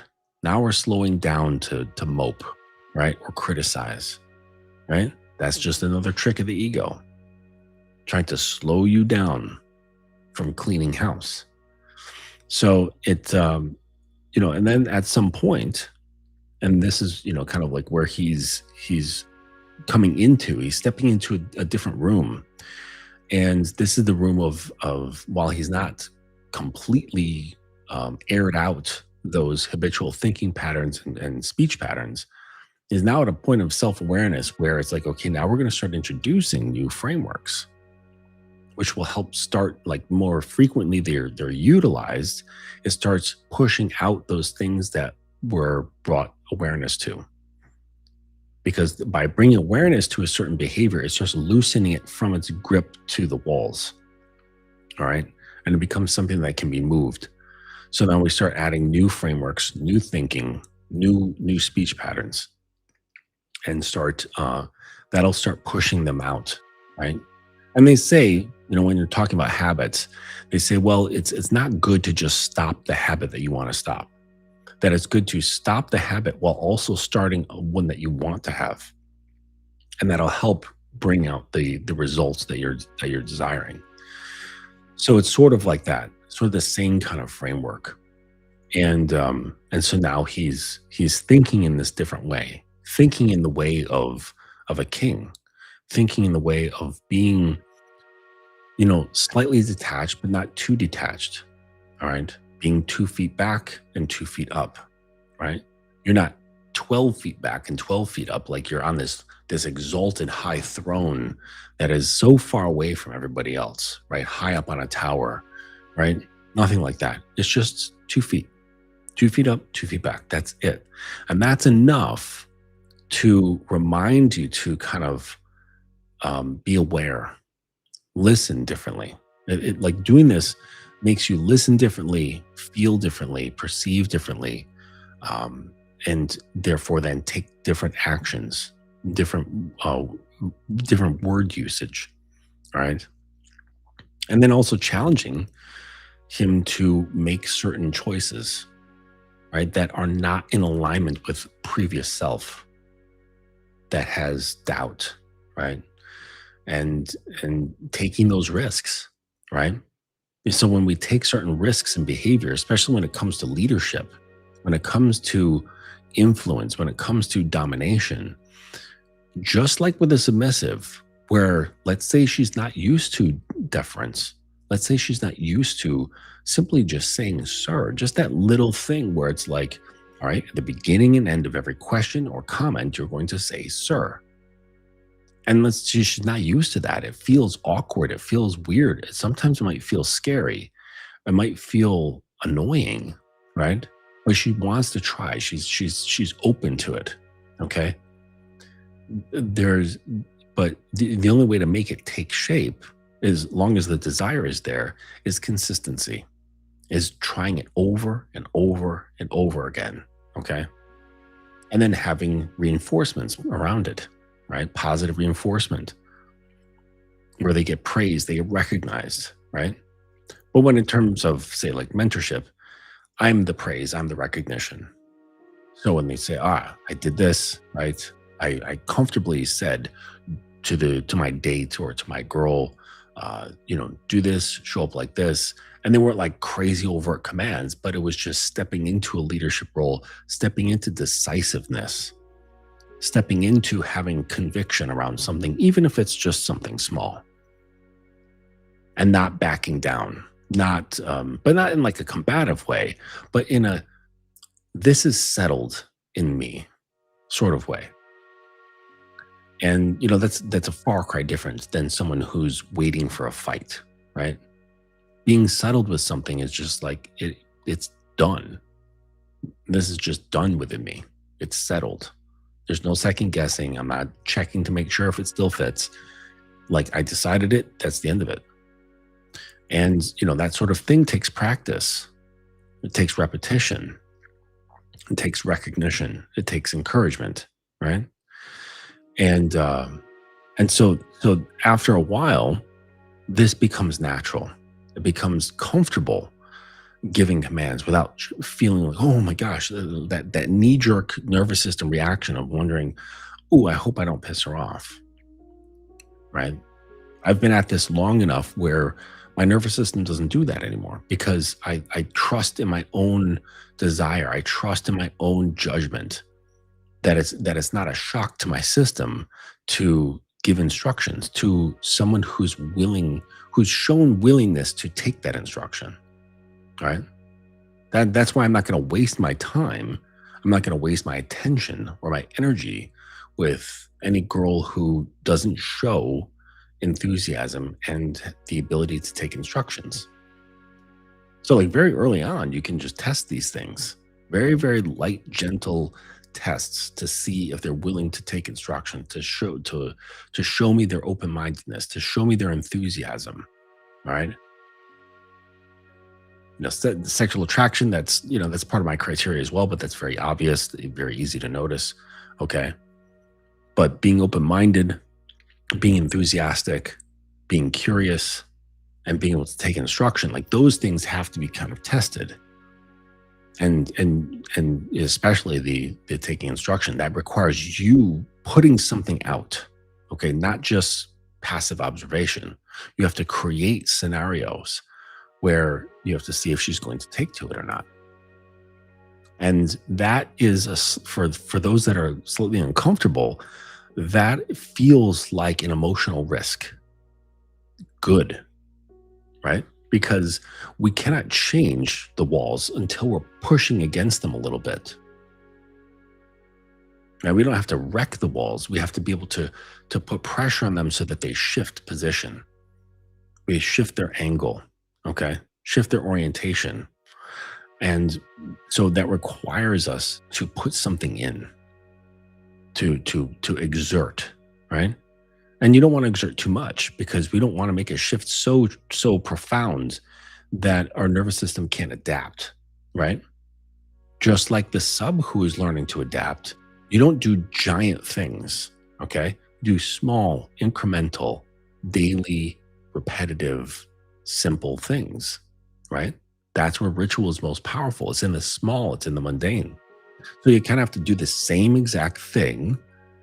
Just as you're conditioning a submissive, you have to condition yourself. You have to condition your own nervous system through small, repetitive things, pushing that wall just ever so slightly so that it eventually starts moving. And now you're changing the shape of the room. And this is really what it's about, right? This is what happens during coaching and during mentorship, right? Because and I explained to him as well, I explained to my other clients, or sorry, my other students, is that while I am mentoring them, I'm also teaching them how to mentor, because it's not just, okay, he's taught me how to be a more grounded man. He's taught me how to become and how to live as a dominant. And now everything just falls into place. No, now you have to take those skills that were implemented on you, that you implemented on yourself, to now take them and transfer them to a person who's willing. Finding a girl who's willing to do as you did, right? And so you're kind of just like passing on this, like a lineage almost, okay? And, just like in the old days of like martial arts, you know what I mean? It's like it went from like teacher to student. And the student came to the teachers like, please, like, teach me the ways, right? And then the same thing happened to him as he got older. And so, and that's sort of like what happens when a submissive comes to you, like bearing their cup. And that's like an old tradition, like within the, I don't know if it's in all Kung Fu traditions, but in the Shaolin tradition, there's like this tea ceremony, but it's not really about the tea. It's about taking the cup and offering the empty cup to the master, to the sifu, and saying, and it's basically saying, I am willing to devote myself to you in any way possible to make your life better, more efficient, or whatever it is that you need, so that you can please teach me kung fu, but beyond kung fu, teach me how to be like as a more and better complete human. And and so it's like very similar to that, right? And so it takes a very special person to not only become a student, right, but it takes a very special girl who is willing to do this, right? It's not common. I'm letting you guys know this right now. It is not common at all. I talk to many, many girls. I've been talking to them for years. And it's so incredibly rare to find a girl, to come across a girl who's got the right ingredients at the right time in the right space. It's really, really rare. So so this is why it's important to kind of like prepare yourself and to be the thing, because you don't want to come across that rare being who has the ability and all the right ingredients, the right mindsets, the right attitude going in, and your container is made of paper mache.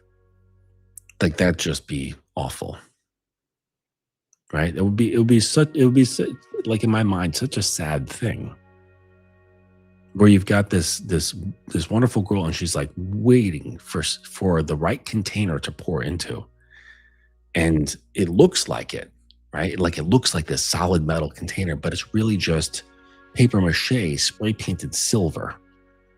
And she's like, fuck.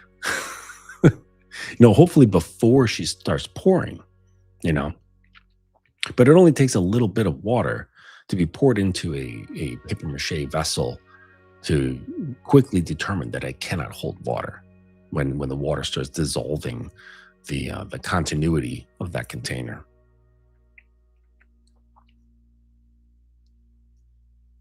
So yeah,